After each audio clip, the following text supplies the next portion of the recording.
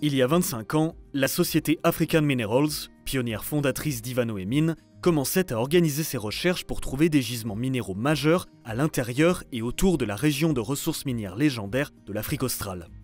Aujourd'hui, Ivanhoe Mines est considéré comme l'un des grands prospecteurs de gisements de l'ère moderne de l'exploitation minière. À l'heure actuelle, suite à ces importantes découvertes minérales, Ivanhoe Mines, en collaboration avec ses partenaires privés et parapublics, développe simultanément 3 projets miniers majeurs en Afrique australe. Aujourd'hui, le projet de cuivre Kamoa-Kakula, une coentreprise entre Ivanhoe Mines, Zijin Mining et le gouvernement de la République démocratique du Congo, a été classé par une firme indépendante comme constituant le 4e plus grand gisement de cuivre au monde. Et il continue de s'accroître. Depuis la découverte initiale de 2008, les activités d'exploration réalisées dans le périmètre des permis miniers de Kamoa-Kakula ont permis de découvrir une série de corps minéralisés horizontaux de grande épaisseur situés à faible profondeur, comportant des teneurs en cuivre extrêmement élevées, permettant ainsi une exploitation minière souterraine mécanisée à grande échelle hautement productive. La première mine, Kakula, est actuellement développée en régime accéléré en vue d'une production d'une capacité initiale de 6 millions de tonnes de minerais par année, devant débuter au cours du 3e trimestre de 2021. Une étude de préfaisabilité indépendante, publiée en février 2019, prévoyait qu'au cours des 10 premières années d'exploitation, Kakula devrait produire en moyenne 291 000 tonnes de cuivre par année, à une teneur moyenne en cuivre de 6,4%, avec un coût déboursé sur site de seulement 0,46 $ par livre. Une seconde zone minière, Kansoko, qui est d'ores et déjà prête pour les travaux de développement, présente également une capacité d'exploitation minière de 6 millions de tonnes de minerais par année. Par ailleurs, les zones de Kakula Ouest et Kamoa Nord apparaissent de plus en plus comme 2 zones d'exploitation minière pouvant alimenter une installation de traitement central. Une évaluation économique préliminaire indépendante, mise à jour en février 2019, envisage un taux de production de 18 millions de tonnes de minerais par année. Le minerai provenant initialement de la mine de Kakula, puis de 2 mines de taille similaire à Kansoko et Kakula Ouest, avec une fonderie de type éclair, direct to blister.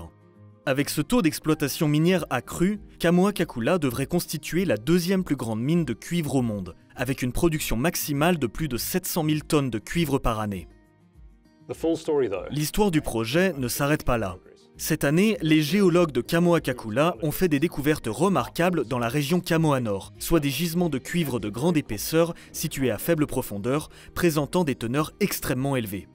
Plusieurs interceptions de minerais de cuivre à teneur extrêmement élevée, atteignant jusqu'à 18% sur 13,6 mètres, ont déjà été réalisées dans ces nouveaux gisements, dans la nouvelle zone Bonanza de Kamoa Nord.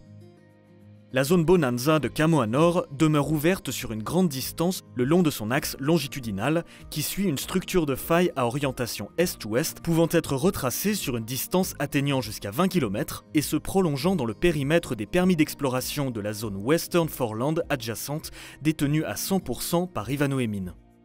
L'objectif consiste à obtenir rapidement une première estimation des ressources de Kamoa Nord pour permettre à nos ingénieurs d'évaluer l'impact que pourrait avoir l'exploitation et le traitement de ce minerai à teneur extrêmement élevée dès les premières étapes du projet sur la rentabilité du projet Kamoa-Kakula. De plus, les forages réalisés dans la zone Kamoa extrême nord, au nord de la zone Bonanza de Kamoa Nord, ont permis une expansion du corridor de minerais de cuivre à haute teneur d'une longueur de 10 km et situé à faible profondeur, jusque dans le périmètre de la zone Western Foreland, au nord de Kamoa-Kakula, dont les permis d'exploration sont détenus à 100% par Ivanhoe. Cette nouvelle zone Kamoa extrême nord présente également un fort potentiel d'exploitation minière à haute teneur. Ces nouveaux résultats d'exploration mettent en relief la possibilité de découvrir d'autres gisements de cuivre majeurs dans le périmètre des permis d'exploration de Western Foreland, détenus à 100% par Ivanhoe Mines. Une zone présentant un remarquable potentiel géologique adjacente au périmètre de Kamoa-Kakula. Les géologues d'Ivanhoe sont confiants que de nouvelles découvertes majeures restent à faire dans la zone. À environ 250 km au sud-est de Kamoa-Kakula, Ivanhoe détient également 68% de la mine de Kipushi, une mine emblématique depuis des générations dans la ceinture cuprifère d'Afrique centrale en RDC. La Gécamine, société minière d'État, est partenaire en coentreprise d'Ivanhoe à Kipushi. La mine de Kipushi, initialement mise en service en 1924 sous la désignation de mine Prince Léopold, a été la mine de zinc la plus riche du monde pendant une bonne partie du siècle dernier. 60 millions de tonnes de minerais ont été extraites à Kipushi, avec une teneur moyenne de 11% zinc et 7% cuivre, permettant de produire 6,6 millions de tonnes de zinc et 4 millions de tonnes de cuivre, en plus de plomb et de germanium. La production s'est arrêtée en 1993. Lorsqu'elle a été rachetée par Ivanhoé en 2011, une grande partie de la mine de Kipushi avait été inondée. À présent, les puits et les galeries ont été dénoyés et les installations souterraines remises en état. Le minerai, riche en zinc, est prêt à être extrait, concassé, puis transporté vers la surface. En juillet 2018, Ivanhoé annonçait une estimation mise à jour des ressources minérales avec des ressources indiquées et mesurées totalisant 11,8 millions de tonnes à une teneur en zinc extrêmement élevée de 35,34%. Les teneurs de Kipushi sont plus de 2 fois plus élevées que la teneur actuelle la plus élevée d'un projet de zinc. Une étude de préfaisabilité publiée en décembre 2017 prévoyait que Kipushi pourrait être remise en production en moins de 2 ans, avec un taux de production annuel moyen de 225 000 tonnes de zinc et un coût déboursé de seulement 0,48 $ par livre.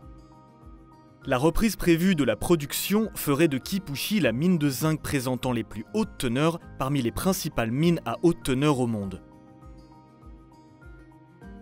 Le troisième grand projet de développement minier d'Ivanhoé en Afrique australe est celui de Platreef, situé dans la zone nord du fameux complexe de Bushveld. Platreef, comme Kamoa-Kakula, est un autre gisement découvert par l'équipe d'exploration internationalement reconnue d'Ivanhoé. Une entité indépendante prévoit que Platreef deviendra l'un des principaux producteurs de palladium, de platine et de rhodium, avec les coûts parmi les plus faibles au monde, en raison des fortes teneurs en minéraux, de la grande épaisseur du corps minéralisé et de la présence de nickel, de cuivre et d'or. La mine mécanisée de la phase initiale devrait produire 219 000 onces de palladium et 214 000 onces de platine par année, en plus de 21 millions de livres de nickel, 13 millions de livres de cuivre et 30 000 onces d'or. 2 phases d'expansion sont prévues, qui permettront d'accroître la production de palladium et de platine à plus de 900 000 onces par année, ce qui ferait de Platreef la plus grande mine de métaux du groupe platine au monde.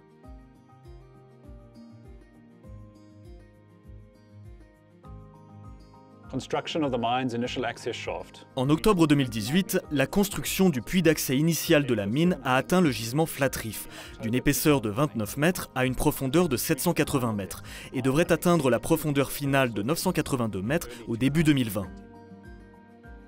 Les travaux de construction se poursuivent également au puits 2, qui sera d'un diamètre de 10 mètres et d'une profondeur de 1100 mètres.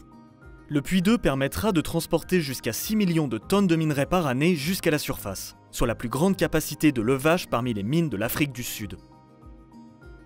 L'équipe d'Ivanhoé, avec le soutien des gouvernements locaux et nationaux, des partenaires communautaires ainsi que des investisseurs internationaux, notamment CITIC Metal, Zijin Mining et Itochu, aident à bâtir l'avenir et à transformer l'exploitation minière en Afrique australe.